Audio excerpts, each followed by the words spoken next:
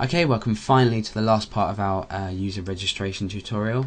What we're going to do in this is tidy up a few bits and piece together our registration and login process and just give it a full test run so you can see that it works.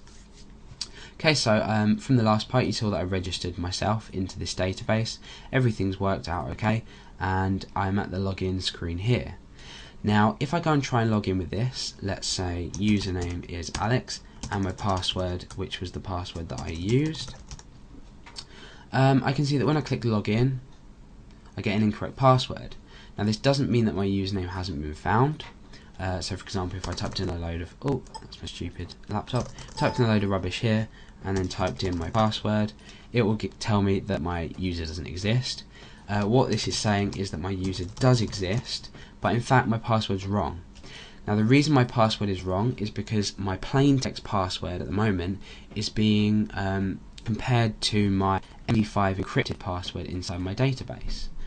So the way we do this is we go back to our login page, which is from the tutorial prior to this one, the user login tutorial, and at the part where we compare our passwords, so check to see if they match.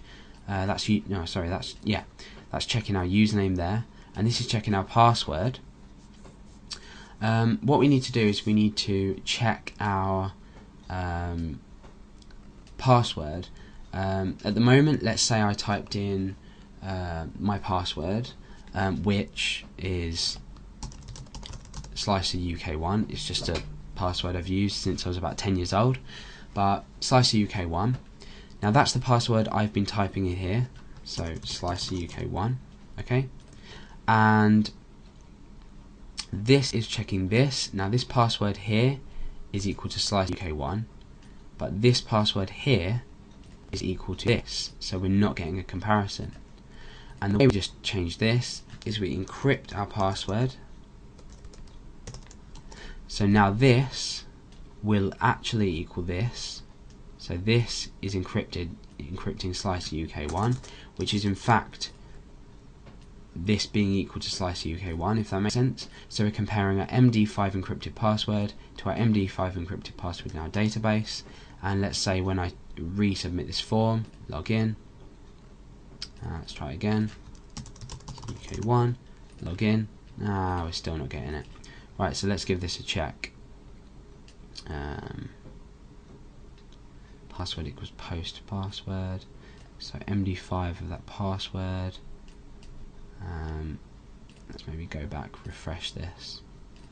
UK1, incorrect password still.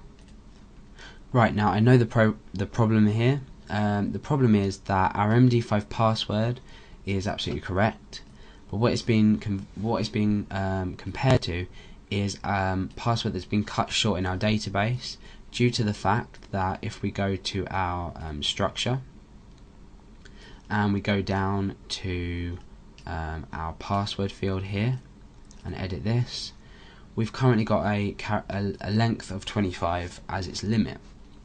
So what we want to do is we want to say the limit for this is, let's say 100. I'm not exactly sure how long an MD5 string is, but I'm going to say length values equals 100. So we'll save that out.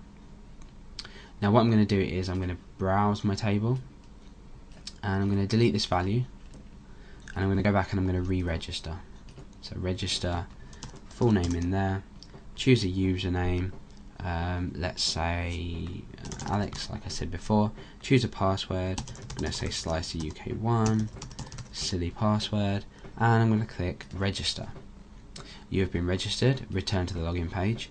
Now if we check our database again, we can see, because I've changed the length of this is looking a bit longer already, it hasn't been cut short. So now, hopefully, fingers crossed, when we try to log back in, type this properly, we can log in and we're in. Okay, so check for things like that, check string lengths. I've been a bit lazy in this, but hopefully you've caught on to this. If you want me to sort of expand on this tutorial at all, please just let me know. But that is basically the user registration, and this is followed on from our user login tutorial. So by putting this together, we've got a fully functional user register and login process. What I will be doing is using this in a lot of my project work. So for example, I might create a project on something that uses a user login or a user register and a login. So I'm going to be using this a lot. So you can check out my projects as well to get a good feel of a user login and registration.